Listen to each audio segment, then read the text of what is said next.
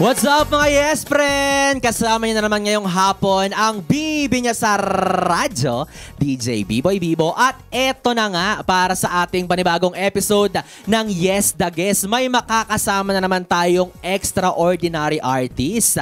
Nako, siya lang naman ay isang award-winning singer, songwriter, and producer. At siya ay ang vocalista ng bandang tinaguriang Beatles of the Philippines. Isa rin siyang Pinoy Rock and Roll Hall of Fame. Kaya naman huwag natin patagalin pa. Let's all welcome Ellie Buendia!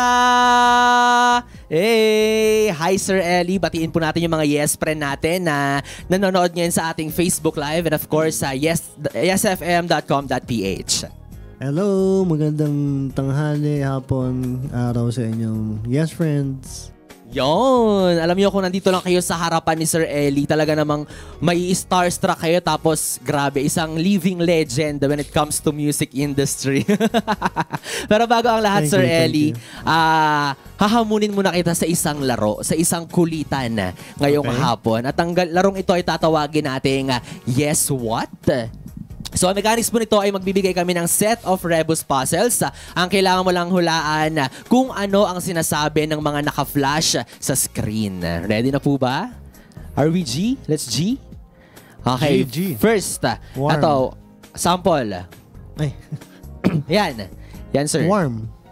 Babasahin ko ba o ano? Hulaan mo, sir, kung ano siya. Ano yung sinasabi na ano? Hulaan ko kung ano yung... is it a thing? A person? Hindi, parang huhulaan natin kung ano yung concept na sinasabi nung nasa, yung nasa image. O, example. O, sample niyan is, ang sagot is warm up. Parang ganon. Warm, tas up, since nasa taas siya. Parang ganon. Rebus puzzles, parang logical. Grabe yung ganon, mga games nyo dito. Ganon ang challenge, Sir Ellie. Okay, eto, G na to. Isipan. Ready na, ready na. Okay. O, game.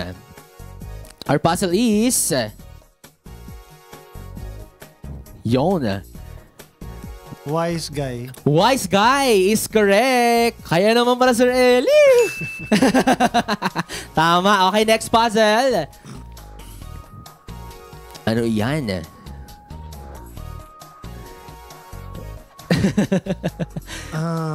May gulong at may langgam. May gulong at langgam. Tire ant. Tire... Uy, actually, tama. Ha? Tyrant. Tyrant. Tyrant. O, diba combination ng tire at ng ant. Next puzzle. Uy.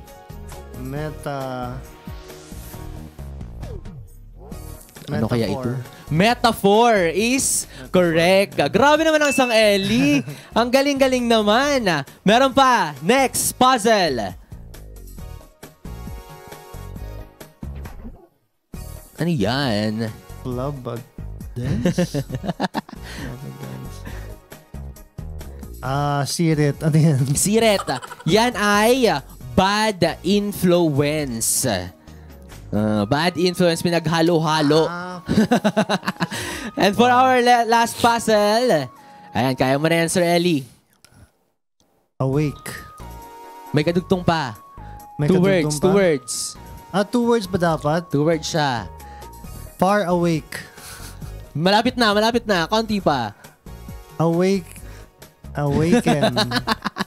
Kaya mo yan, sir. 5.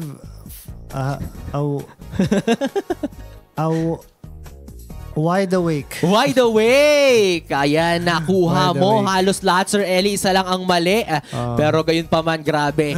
Munti ka nang ma-perfect. Ganon ka wais mag-isip ang isang Ellie Buendia. Ngayon naman, Sir Ellie, dumako naman tayo sa ating kwentuhan. Kumustahan. Yan. So, first of all, congratulations po sa inyong first single para sa inyong second album. Pero so far, kamusta ba ang journey ng isang Ellie Buendia? There's been ups and downs, but the ups are really good.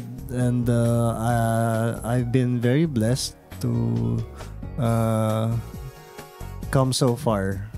Yes. Yeah. So far, sir, kamusta naman ang buhay-buhay? Ano yung masasabi mong pinaka naging challenge sa'yo now that you are doing it solo?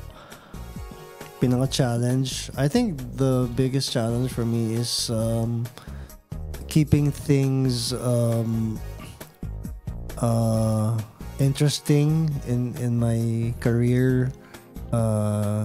I'm always trying to find new stuff to do and just try to be, I guess, ahead of everyone else when it comes to making music, or if not ahead, but at least not be predictable. So Sir Ellie, alam mo sa tagal niyo po sa industriyang ito, nakapag-establish na kayo, hindi mo pagkakailan ng sobrang daming fans, no? Sobrang laking fandom, sobrang laking fan base. So up until now ba, Sir Ellie, kapag nagre-release kayo ng mga bagong songs or single, nakakaramdam pa rin kayo ng pressure or kaba? Like, baka hindi mag-resonate sa mga fans or sa mga tao yung bago nyong release? Oo. Actually nga, mas nakakaramdam ako ng pressure ngayon dahil, di ba, marami ng expectations. Hindi gaya noon nung nag-start pa lang ako at yung banda. Parang the sky is the limit, di ba? Pwede mong gawin kahit ano. Correct. Yeah, pero ngayon, hindi na pwede yun eh. You have to yun nga, meet certain expectations, and hopefully you can do that without being repetitious or rehashing everything that you did. So that's the real challenge for me. Pero alam niyo sir, sa tagal niyo sa industry, feeling ko naman kahit anong ilabas niyong mga kanta, basta galing sa isang Ellie Buendia, talagang tatangkilikin niya ng masa. Ganun na yung level di ba? Pag sinabi mong Ellie Buendia, ay talaga namang world class yung performance yan and yung piyesang ginawa niya. So ngayon naman sir, bilang na pag-uusapan natin ang iyong mga piyesa, pag-usapan naman natin ang iyong latest release na Bulaklak sa Buwan. Ito raw ay tungkol sa truth and misinformation at na-inspire kang gawin yung mga ganitong klase ng theme dahil sa hilig mo sa panonood mo ng mga documentary. So, pwede mo ba kaming kwentuhan or pwede mo bang i-share sa amin kung ano-ano na yung mga documentary na mga napanood mo na masasabi mong talagang nakapag-inspire sa'yo? Well, mahilig ako manood ng films, pero recently mas na-enjoy ko yung non-fiction, kumbaga non-fiction books and non-fiction films, yung documentaries na marami kang mapipick up na information. So mahilig ako sa mga crime documentaries, yung mga murder. Mahilig din ako sa yung tungkol sa mga cults, mga religious cults. Recently napanood ko yung docu about the Jonestown. About I saan don't siya, know sir? if you're familiar, the Jonestown massacre during the 1970s. It's called Jonestown. It's in Central America. Anyway, yun, tsaka mga historical documentaries. So alam nyo na. Yeah, doon ko na-form yung parang opinion ko about how dangerous certain ideologies are kapag hindi siya kept in check.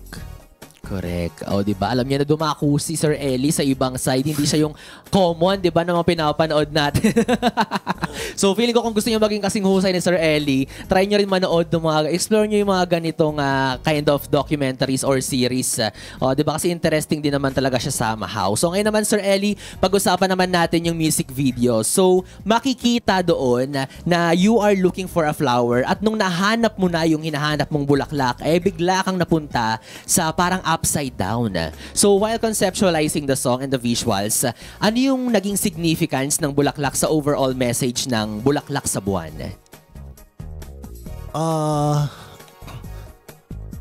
Well, yung parang the symbolism there is yung bulaklak ay yun yung hinahanap mo na hindi mo pa makita. Pero pag nakita mo na, depende kung magiging positive or negative yung epekto sa'yo.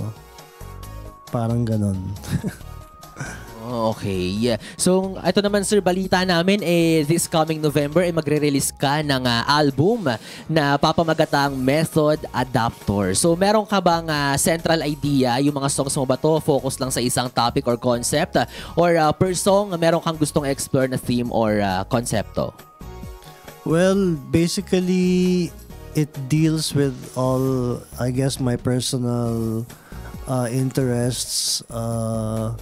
There's a lot of songs there na nagdi-deal with mortality and of course love, heartache, disappointment, but also there are celebratory songs there also. So it's a whole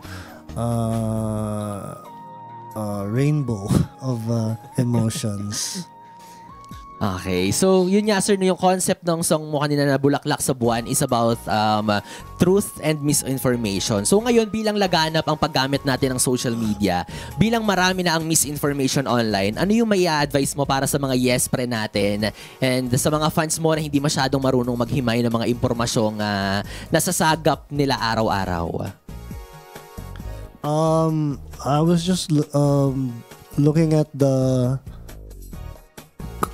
parang summary nung debate ni na Trump and Harris. So parang doon pala makikita mo just how easily people nowadays can churn out misinformation. So I think the best weapon against that is try to keep an open mind and not take anything that anyone says at face value, including me. What I say here now, don't take me at face value and do your own research and read and parang educate yourself. Correct, di ba? Fact check is a must. Para sa panahon ngayon, nalaganap yung mga fake news, mga pinagkakalat nyo, di naman totoo. Kaya naman, Sir Ellie, baka meron kang mga upcoming ganaps, mga aabangan namin sa nag-iisang Ellie Buendia. And please feel free to promote your social media na rin po. Okay, I have some shows, upcoming shows. On September 14, I will be at the Newport Performing Arts Theater with supporting artist Enna Mori. September 28, I will be at the Circus Music Festival in Bridgetown, Pasig. October 5, I will be at Naga, Cebu, Patronal Fiesta. October 16, Boomerang Awards. October 21, I will be in Pampanga. October 26, I will be in Camiguin sa Lanzones Festival. November 8, will be my album launch for Method Adaptor at 123 Block. And then finally, November 30 sa Aurora Music Festival in Davao. Oh, grabe, busy ang isang Sir Ellie Buendia. Sana na-note nyo lahat yun. Ang dami nating aabangan, di ba? Pwede natin siyang bisitahin sa mga nasabi niyang dates na yon and venues. So, eto na mga yes friend, alam ko nabitin kayo sa aming kwentuhan. Pero alam ko naman na kantahan talaga ang inyong inaabangan. Kaya eto na, kakanta na ang isang Ellie Buendia para sa kanyang latest song na Bulaklak sa Buwan. This has been DJ B-Boy Bibo para sa ating Yes, the Guest. Enjoy! Okay. Kala ko.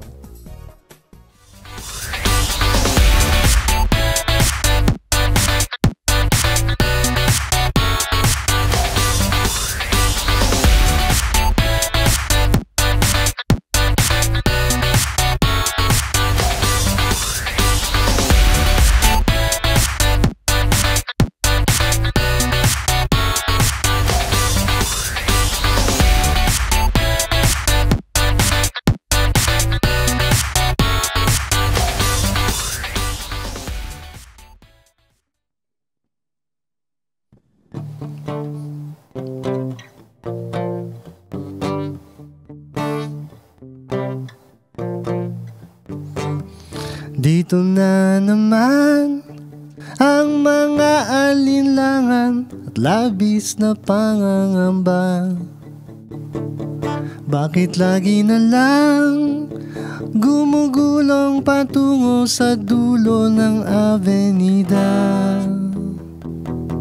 Kailangan ng impluwensya. Paano makakamtan? Sagot sa katanungan, tunay na katotohanan. Pagkat marami riyan nabubulag na sa mumunting paraiso lamang, parang nasasaniban.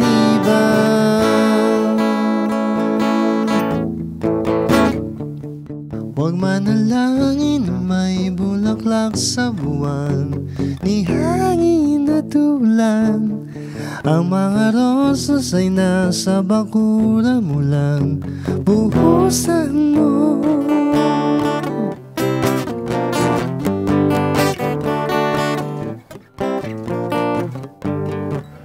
Merong naglalako ng pantasya, yan ay delihensya makakadena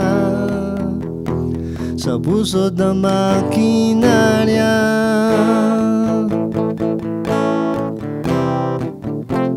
Sino nagsabi na may bulaklak sa buwan? Wala sa kasalukuyan, kahit pilitin hindi mapatutunayan. Malulap na hagdan, bilog na buwan, walang naman. Hayaan mo na lang ilawan ang gabing walang hanggan.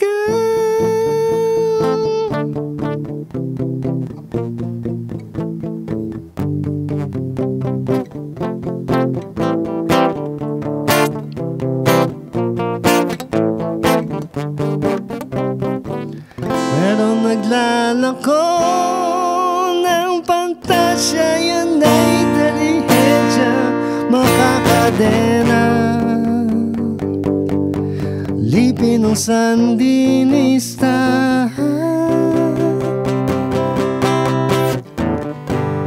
sinong nagsabi na may bulaklak sa buwan? Wala sa kasalukuyan, kahit pilitin hindi mapatutunayan. Wala nang dahilan. Sino nagsabi? Sino nagsabi? Walang bulaklak sa buwan. Sino nagsabi? Sino nagsabi?